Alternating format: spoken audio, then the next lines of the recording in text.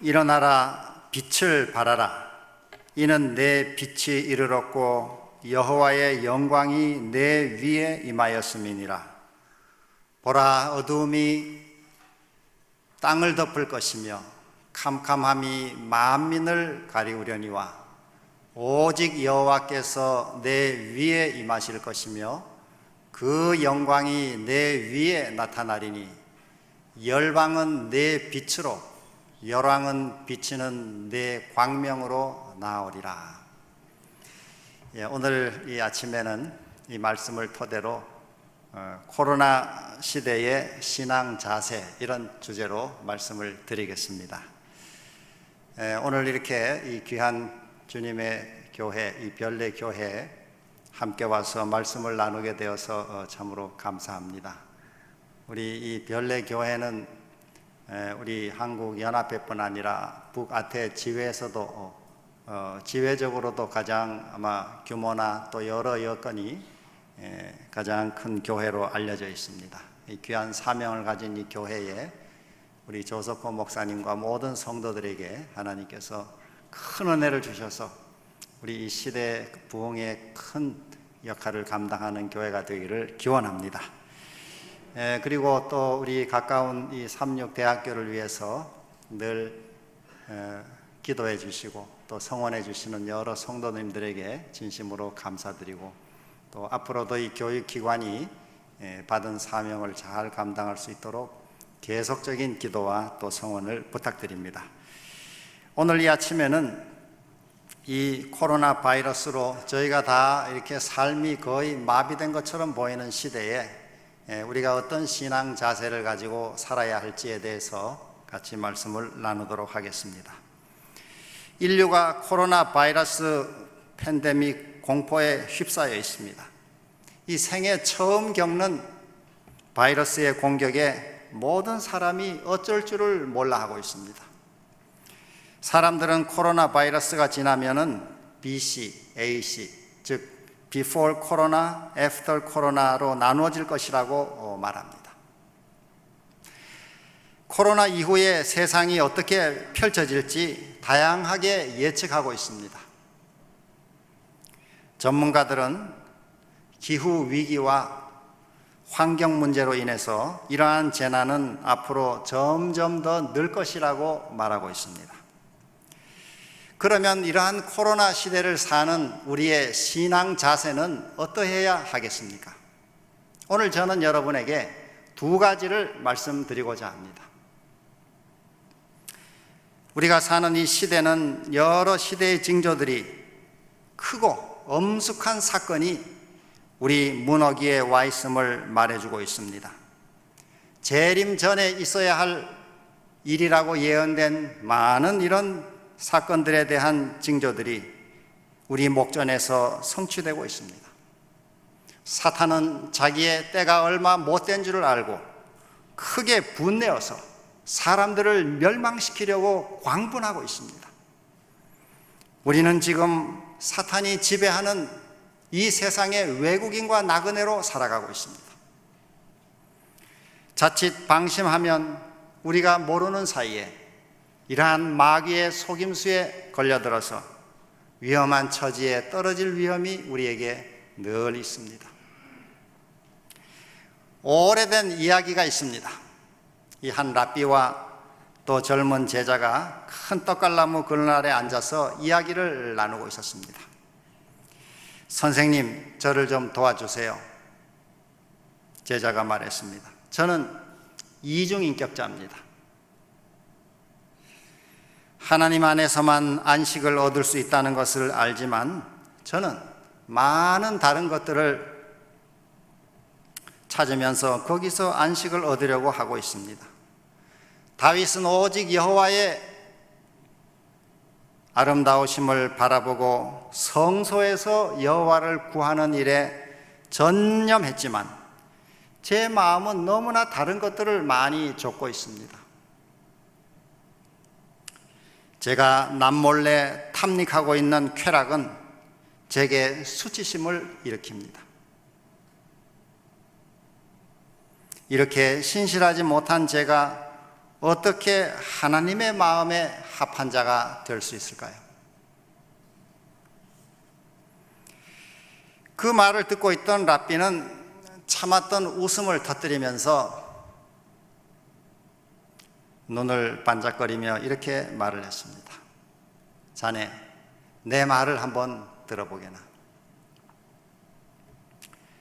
오래전 종달새 한 마리가 뜨겁고 황량한 사마귀를 날고 있었네. 모든 생물들이 살아남기 어려운 때였고 공중의 새들은 잡아먹을 벌레도 찾기 힘들었지. 그래도 종달새는 일용할 양식을 구하며 즐거운 노래를 매일 불렀지. 날이 갈수록 먹이를 찾기가 점점 어려워졌다네.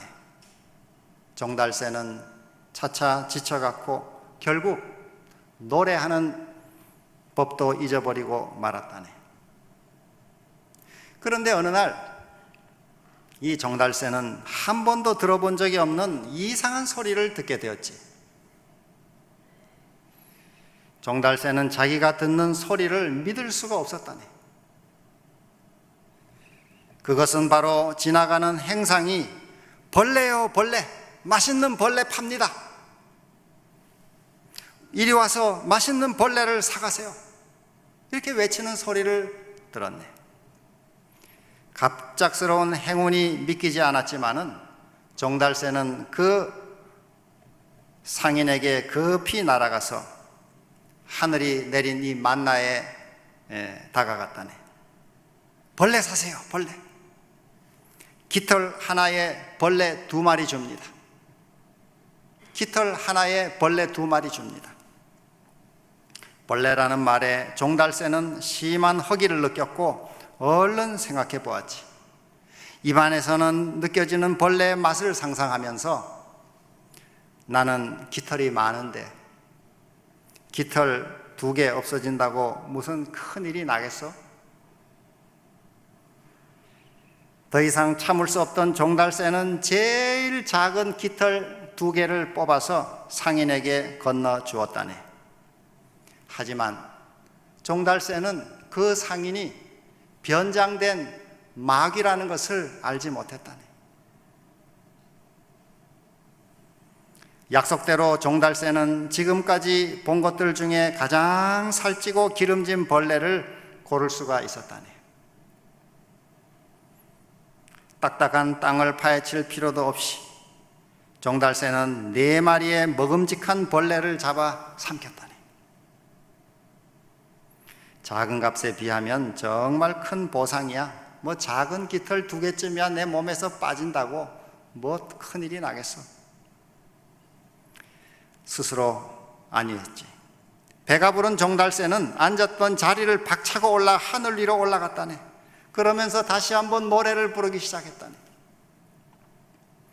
그 다음날 종달새는 하늘을 날며 노래하다가 그 사악한 상인을 다시 만나게 되었다네. 상인은 지난번처럼 깃털 하나에 벌레 2마리를 약속했다네. 그래서 이번에도 종달새는 아주 배부를 때까지 벌레를 맛있게 먹었다네. 어느 날 그렇게 하루하루가 지나갔는데 여전히 다른 생물들은 먹을 것을 찾기가 어려워서 공중의 새들도 잡아먹을 벌레도 찾기 어렵고 모두가 지쳐 있었다네. 그런데 이 종달새는 벌레를 이렇게 상인에게 받아 먹게 돼서 노래를 부르고 지냈다니. 어느 날 종달새는 벌레를 맛있게 먹고는 하늘로 이제 날아오르려고 했는데 갑자기 쿵 하는 소리와 함께 자기 몸이 땅으로 떨어진 것을 알게 되었다니. 깜짝 놀랐지만 살아남은 것이 행운이라고 생각하던 종달새는 자신에게 더 이상 깃털이 남아있지 않다는 것을 알게 되었다네.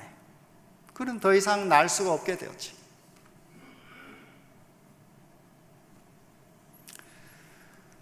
랍비는 한참 말을 하지 않은 채 가만히 침묵을 지켰습니다.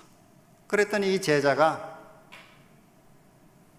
선생님께 이야기의 의미를 곰곰이 생각해 보겠습니다 하고 이렇게 말을 했습니다. 그랬더니 랍비가 아직 이야기가 끝난 게 아니라고, 이야기 끝난 게 아니라고 다시 깊은 숨을 내쉬었습니다. 깃털을 다 팔아버려서 이제 알몸만 남은 이 종달새는 정신을 차리게 되었어.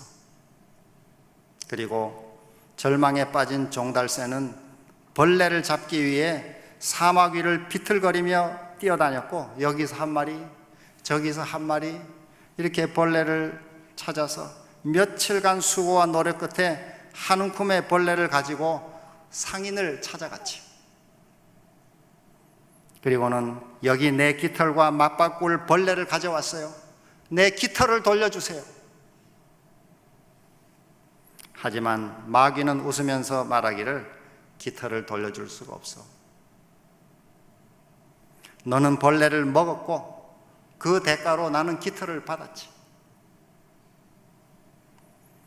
어쨌든 거래는 거래야. 그러면서 유유히 사라져 버렸습니다. 랍비가 말을 마쳤을 때 이 젊은 제자는 랍비의 볼에 타오르고 흘러내리는 눈물을 보게 됐습니다. 선생님, 왜 우시나요?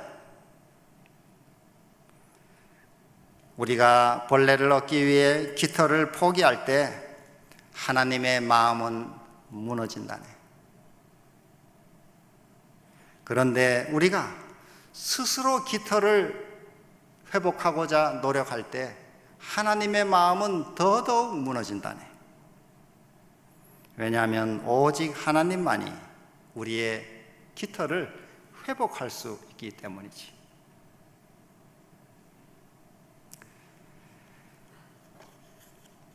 오랜 침묵이 흐른 뒤 제자가 물었습니다. 그런데 선생님, 제게 그 이야기를 해 주시기 전에 왜 웃으셨나요? 그랬더니 랍비는 눈물 젖은 눈을 반짝이면서 제자에게 이렇게 대답했습니다. 기뻐서 웃었지. 자네 마음을 알았기 때문이야. 자네 마음 속에는 노래가 하나 있지. 그 마음으로 자네는 나는 법을 배울 수가 있을 걸세.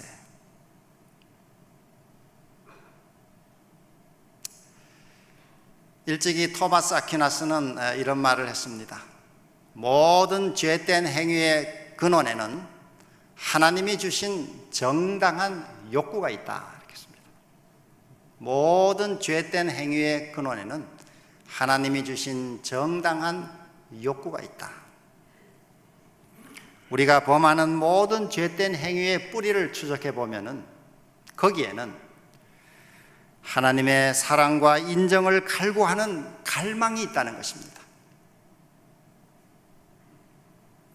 그 사랑과 인정을 발견하지 못해서 사람들은 성적 집착에 빠지기도 하고, 또 인터넷 쇼핑 중독에 빠지기도 하고, 또 마약에 손을 대기도 하고, 과식하기도 하고, 도박에 빠지는 것입니다.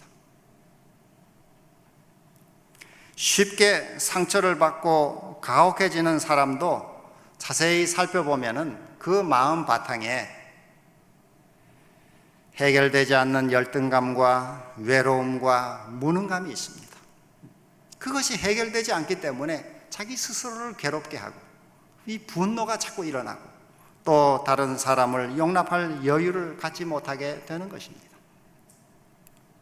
사랑하는 여러분, 지금 나는 하나님이 우리에게 주신 깃털, 바로 내게 주신 생명, 또 능력, 시간, 기회, 재물, 이 모든 귀한 우리에게 주신 깃털을 우리도 혹시 사욕을 좇는 일에 낭비하고 있지는 않습니까? 우리의 신앙은 종달새처럼 이 하늘을 비상하며 날아오르도록 주셨는데, 우리의 삶에 주신 이 모든 귀한 깃털을 사욕과 바꾸면서 신앙이 깃털을 잃어버린 채 그저 땅에 주저서 펄쩍거리며 헤매는 우리의 삶이 혹 있지는 않습니까? 혹시 내 몸에 깃털이 많이 뽑혀 있다면 그 깃털을 되찾는 길은 우리 스스로 찾을 수 있는 것이 아니라 하나님 아버지께로 돌아가는 것입니다. 하나님 아버지께로 돌아가면 하나님께서 우리의 깃털을 회복시켜 주시는 것입니다. 마치 탕자가 아버지께로 돌아갈 때 아버지께서 제일 좋은 옷을 내어다가 입히고 손에 인장 반지 가락지를 끼워주시고 또 그 발에 신을 신겨 주신 것처럼 오늘 우리도 우리의 삶에 혹 하나님 앞에서 내 삶에 부족함이 있을 때 또 내 삶을 헛된 일에 낭비한 삶이 있다 할지라도 주님께 돌아가야 우리의 깃털을 회복할 수 있는 것입니다. 하늘아버지께서는 우리가 주님께 돌아올 때 우리의 깃털을 회복시켜 주시고 우리로 하여금 다시 하늘을 날아오를 수 있는 그런 은혜를 허락해 주시는 것입니다. 우리 이런 귀한 하나님의 은혜를 기억하고 우리 날마다 아버지께로 돌아가는 우리의 삶이 되기를 간절히 소망합니다. 코로나 시대를 사는 여러분, 이 힘들고 또 무거운 짐에 눌린 것처럼 하루하루 조심하며 이 모이기를 우리가 이렇게 참 조심스러워하는 시대가 되었는데 이런 시대에 우리의 신앙 자세를 어떻게 가져야 할지 오늘은 두 가지를 간단하게 여러분과 나누고자 합니다. 첫 번째로 예수님처럼 날마다 성령의 충만을 받아야 합니다. 우리 코로나 시대는 더욱 이것이 필요합니다. 예수님은 죄로 오염된 이 세상에서 날마다 성령의 충만을 받으심으로 승리의 삶을 사셨습니다. 그분은 매일 새벽 하나님과 기도로 교제하는 것을 가장 중요한 일과로 삼으셨습니다. 우리가 예수님을 따라간다면 예수님의 삶의 자취를 따라가야 하는데 그 여러 삶의 자취 가운데 아주 중요한 한 부분이 예수님이 아침마다 성령의 충만을 받으셨던 그 삶을 우리가 따라가야 합니다. 이것이 지금 이 시대에 참으로 필요한 시대에 우리가 살고 있습니다. 이것이 이 어려운 난국을 타게 하는 우리의 신앙의 중요한 하나의 자세라고 생각합니다. 시대의 소망 363페이지에는 다음과 같은 말씀이 있습니다. 우리와 하나같이 되시어 우리의 곤궁함과 연약함을 지니신 자로서 예수께서는 전적으로 하나님께 의지하였고 은밀한 기도처에서 하늘의 능력을 구하셨는 바 이는 의무와 시련에 견딜 힘을 얻기 위해서였다. 예수께서는 당신의 인성이 신성과 연결되는 하늘의 전류로 충전되기까지 하나님의 보좌를 향하여 탄원하셨다. 예수의 이 경험은 우리의 경험이 되어야 한다. 우리가 예수님의 생애를 본받는 중요한 하나로 우리 시대의 소망에는 예수님이 이른 아침 이 성령의 충만을 받으셨듯이 우리도 날마다 성령의 충만을 받도록 권고하고 있습니다. 저도 이 은혜를 날마다 사모합니다. 저도 이렇게 아침에 일어나면은 눈이 뜨고 또 잠이 깨면은 제가 잠자리에서 나와서 제 기도하는 이 자리로 나갑니다. 하나님과만 조용히 대화할 수 있는 장소에 가서 말씀과 기도에 이렇게 집중하고 하나님의 말씀이 오늘 내게 무엇이라고 말씀하시는지 묵상하고 또 생각하는 시간을 갖습니다. 그러다가 이 말씀 중에 오늘 이 참 이거 좋은 깨달음이다 이렇게 제가 생각되는 구절은 또 그 깨달음은 제가 이 기도 노트 경건의 노트에다가 이렇게 제가 기록을 해 놓습니다. 그 짧은 내용이지만 이렇게 기록해 놓으면은 이제 가끔 이렇게 전에 노트 날짜들을 뒤적여 보면은 그 말씀들을 다시 이렇게 볼 때마다 제 삶의 은혜가 되고 또 용기가 되는 것을 경험하게 됩니다. 그리고 제 기도 노트에 적어 놓은 사람들 하나하나 이렇게 보면서 중보의 기도를 드립니다. 뭐 가까운 제 가족, 친척 또 뭐 이렇게 집안들 더 나아가서 또 우리 이 여러 삶에 고마웠던 분들 또 이제 이 중고등학교 대학 동창들, 또 가까이는 우리 대학에 일하시는 우리 교수님들, 또 직원 선생님들, 그 외에도 뭐 기도할 제목들이 참 많습니다. 대학뿐 아니라 또 우리 교단의 여러 사업들, 더 나아가 이 남북의 긴장에 이 민족의 하나님이 통일의 길을 여시도록 이 민족의 지도자들을 위한 기도도, 더 나아가서 우리 이 세계 여러 정상들, 교황이나 또 우리 미국, 소련, 러시아, 뭐 중국, 일본, 뭐 이런 여러 제가 정상들 이름을 적어놓고 늘 기도합니다. 하나님의 마지막 사역이 이 땅에서 이루어지도록 오늘도 하나님께서 역사해 주시도록, 뭐 이렇게 저렇게 기도하다 보면은 시간이 뭐 30분, 1시간, 2시간이 그냥 금방 지나가 버립니다.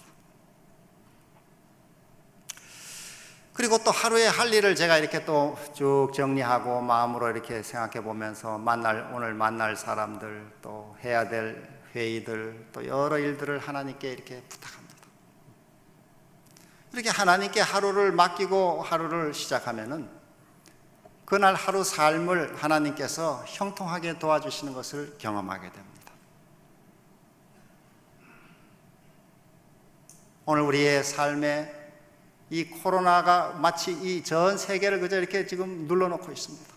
함부로 이동할 수도 없고 어디에 갈 수도 없고 만날 수도 없고, 정말 삶이 지금 이렇게 이 언제 끝나려나 이렇게 이 곧 끝날 것 같더니 속히 끝날 기미도 보이지 않고, 참으로 이 힘든 시간을 보내시는 동안 예수께서 우리에게 보여주신 이 이른 아침에 하나님의 주시는 이 성령의 은혜를 충만히 채우는 예수님의 삶을 우리 모두가 따라갈 수 있기를 간절히 소망합니다. 세상은 지금 코로나 위기를 극복하기 위해서 백신 개발에 주력하고 있습니다. 그러나 우리는 그보다 훨씬 심각한 인간의 근본 문제인 죄의 이 바이러스를 치료하는 성령의 충만을 날마다 받아야 하겠습니다.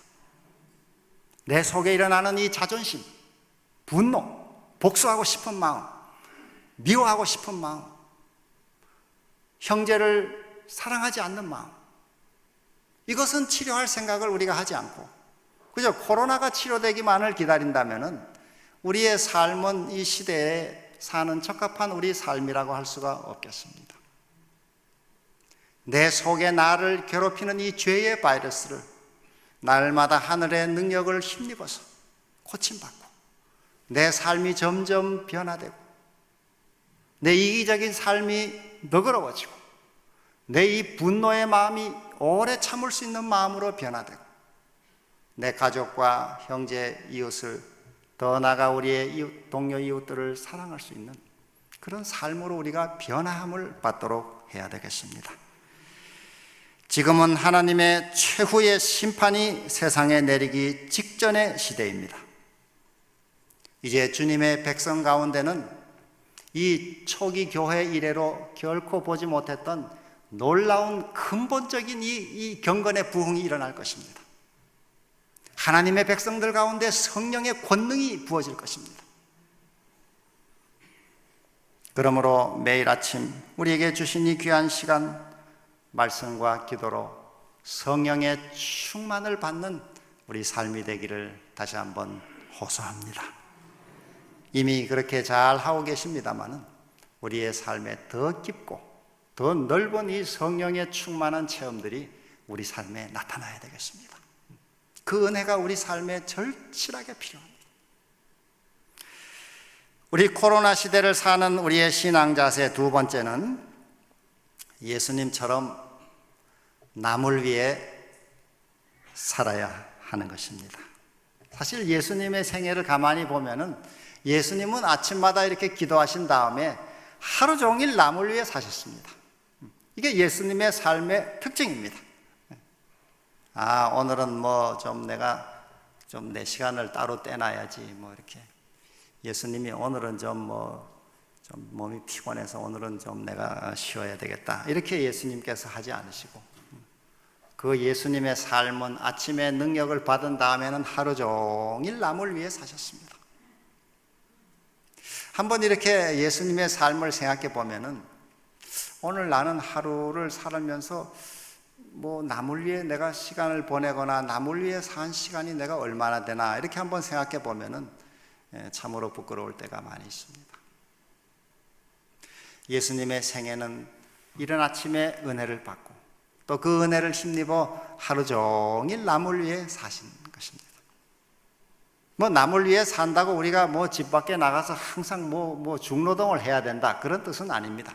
우리의 삶의 마음의 근본 자세를 하나님의 받은 은혜를 내가 이 가족들에게 친절하게 말하고 또 이웃들에게 뭔가 조금 더 격려가 되는 전화를 한마디 전화한다든지 우리의 삶 자체가 남을 위해 내가 섬기고자 하는 마음으로 사는 것을 가리키는 것입니다.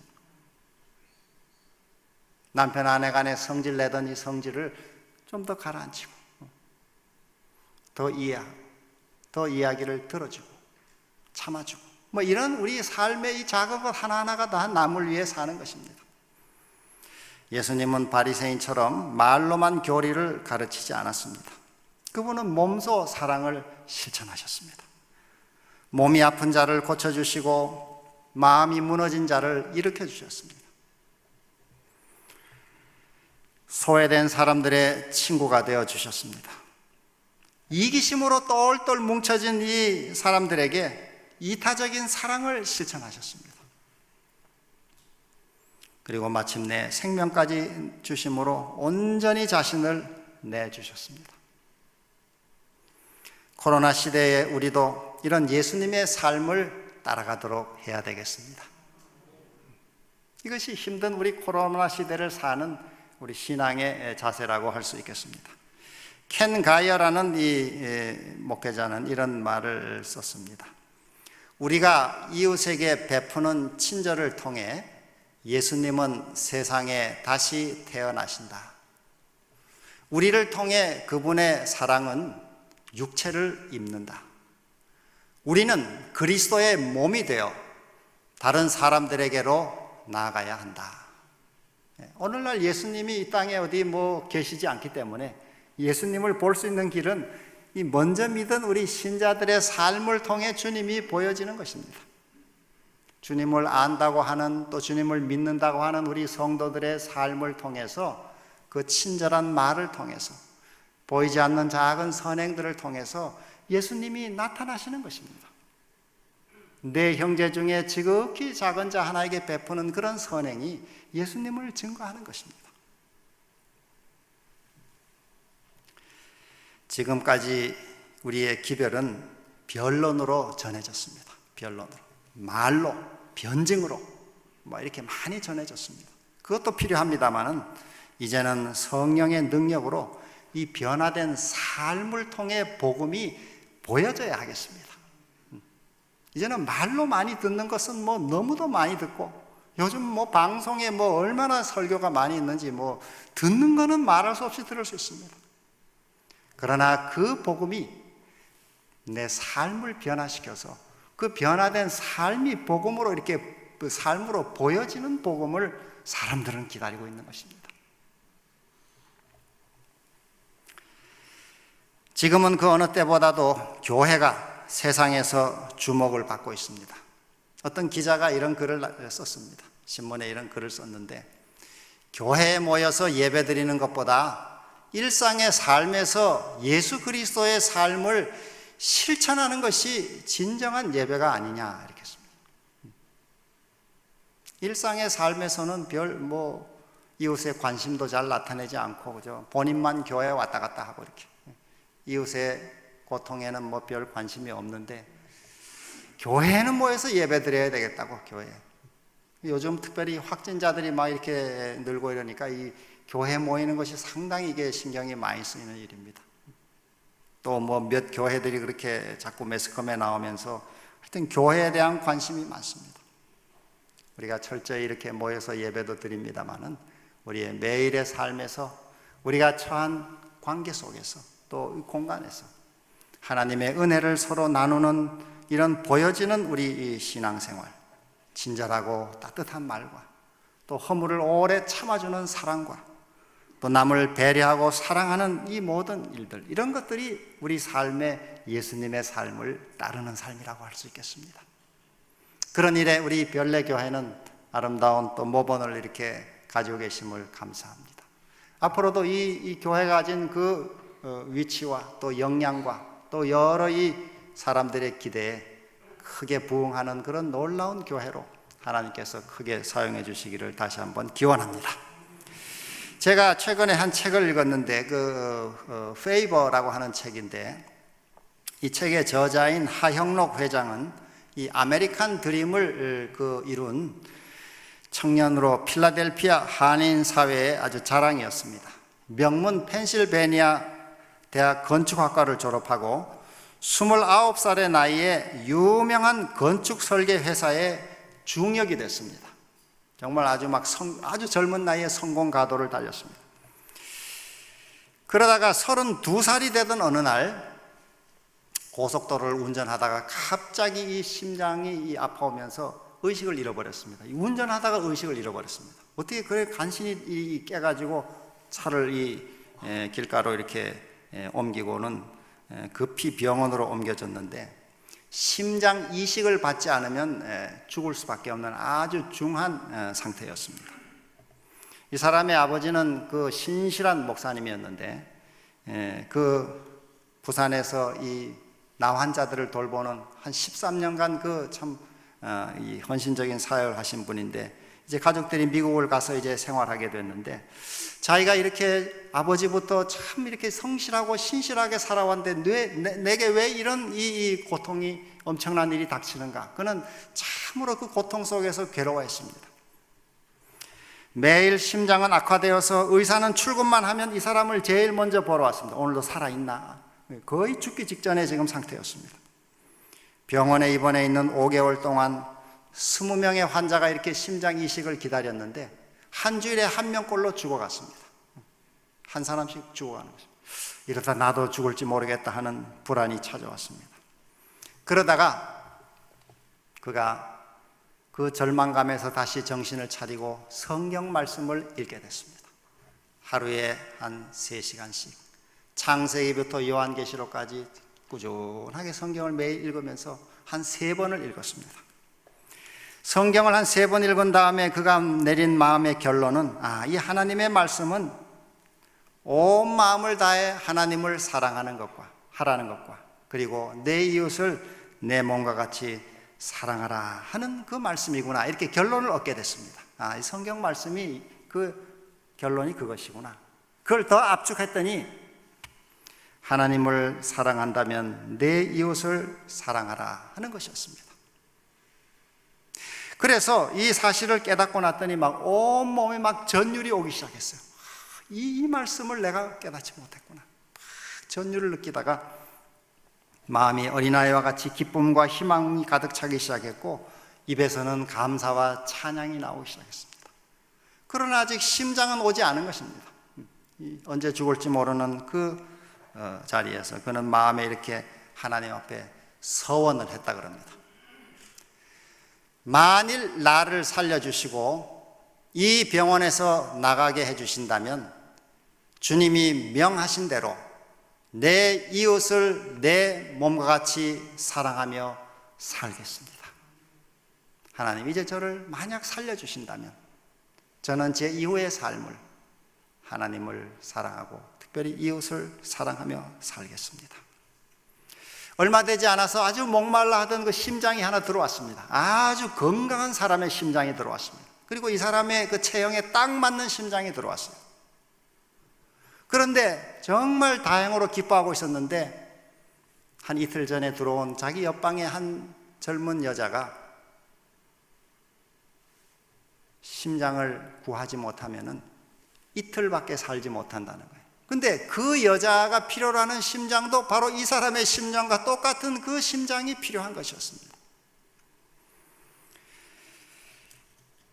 그 여인은 이틀을 넘기면은 이제 죽게 되는 것입니다. 그래서 이 하영록 씨는 자기 담당 의사에게 물었습니다.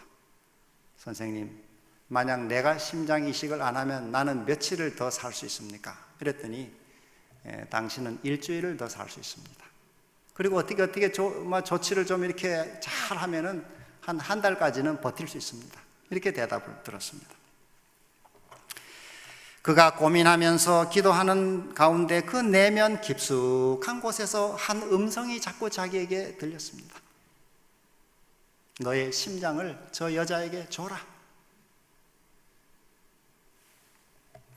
죽어가는 저 여인에게 내 심장을 주어라. 그 신앙적 양심의 소리가 계속 들려서 마침내 그는 담당 의사에게 말했습니다. 선생님, 저의 심장을 저 여자에게 주십시오. 그랬더니 그 의사가 아니라고 이거는 당신 거라고 당신이 먼저라고 전혀 그런 부담 갖지 말라고 아니라고 주시라고 하도 이 사람이 욕을 하니까 그러면은 당신 아내의 동의서를 받아오라 이렇게 했습니다. 그러자 이 하영록 씨가 자기가 아주 정색을 하고 화를 내기를 의사에게 말하기를 아니 의사 선생님 어떤 아내가 자기 남편의 심장을 딴 사람에게 주라고 동의할 수 있겠습니까? 주십시오. 그랬더니 의사도 알았다고. 그리고는 그 심장을 그 여인에게 주기로 했습니다. 그 결정 후에 이 가족과 모든 교인들이 그를 위해 기도했습니다. 그런데 이상한 일이 벌어지기 시작했어요. 그 병원 분위기가 달라지게 되었습니다. 죽음을 눈앞에 둔 환자가 다른 사람에게 심장을 양보했다는 이야기가 퍼지면서 감동을 받은 간호사와 병원 직원들이 변하기 시작했습니다. 그 냉랭한 병원 그 분위기가 변하기 시작했습니다. 온갖 불평과 미움과 질투가 있던 그 분위기에서 서로를 이제는 이해하려고 애쓰게 되고 또 서로 돕고 배려하는 분위기로 이 병원이 변하기 시작했습니다. 신앙의 유무에 관계없이 모두가 그를 위해 기도해 주었습니다. 그리고 이제 한 달이 지난 다음에 새로운 심장이 또 왔습니다. 사실 이 심장은 그렇게 건강한 심장이 아니었습니다. 그러나 기적적으로 그에게 또 딱 맞는 심장이어서 수술은 성공적이었고 또 모든 게 다 잘 마무리가 됐습니다. 그런데 이 과정에서 이 사람에게 가장 감동을 줬던 것은 그 주치의 아이젠 박사였어요. 이 사람은 유태인인데 회당에도 나가지도 않고 신앙이 없는 그야말로 과학과 의학만을 믿는 사람이었습니다. 아주 냉철한 이성을 가진 의사였습니다. 그런데 이 사람이 이 하영록 씨가 이제 의식을 다 회복했더니 찾아와서 이 사람에게 이렇게 얘기를 했습니다. 내가 당신 때문에 평생 하지 않던 일을 했다는 것을 알아요? 그랬더니 뭘 했는데요? 이렇게 물었다니까 내가 처음으로 기도를 했습니다. 기도를. 나는 평생 하나님도 이렇게 믿지 않고 나는 이 의학, 머리만, 인간의 과학만 믿는 사람인데 평생 처음으로 기도를 했다는 거예요. 그것도 날마다 기도를 했다는 거예요. 날마다. 제발 이 남자를 살려달라고. 그 유대인 의사가 그렇게 기도를 했다는 거예요. 자기가 처음으로 기도를 했다는 거예요. 기도를. 그런데 이 사람이 이렇게 수술을 다시 받고 살게 됐다고 아주 기뻐했다는 것입니다. 사랑하는 여러분, 예수님이 우리에게 말씀하십니다. 내가 목숨 바쳐 너희를 사랑했으니 너희도 서로 사랑해라. 그저 내 마음에 드는 사람만 사랑하는 것이 아니고 내 마음을 끓게 하고 내 마음에 분노가 일어나게 만드는 그 사람도 또 내게 못된 짓을 하는 그 사람도 저 사람은 그냥 벌을 받아도 모두가 벌을 받아도 싸다고 생각하는 그 사람도 사랑하라는 것입니다.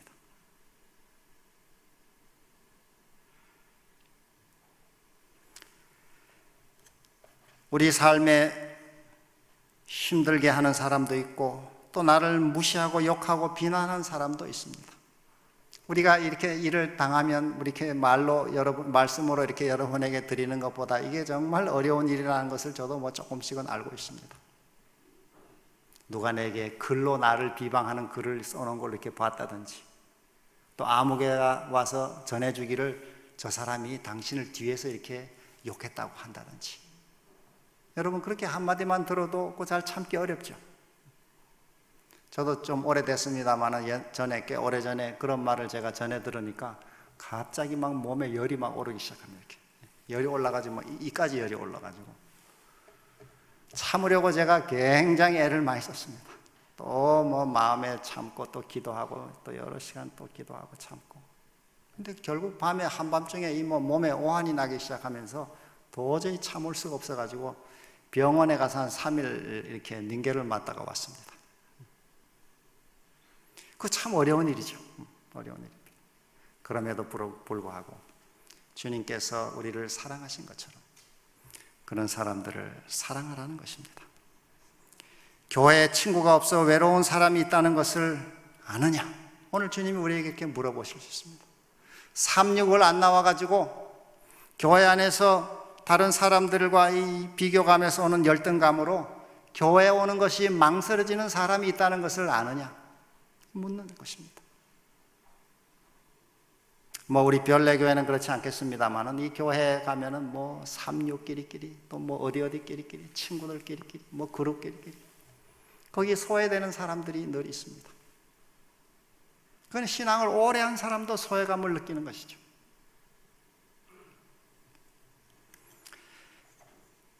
그런 사람들에게 친구가 되어주고 벗이 되어주라는 것입니다.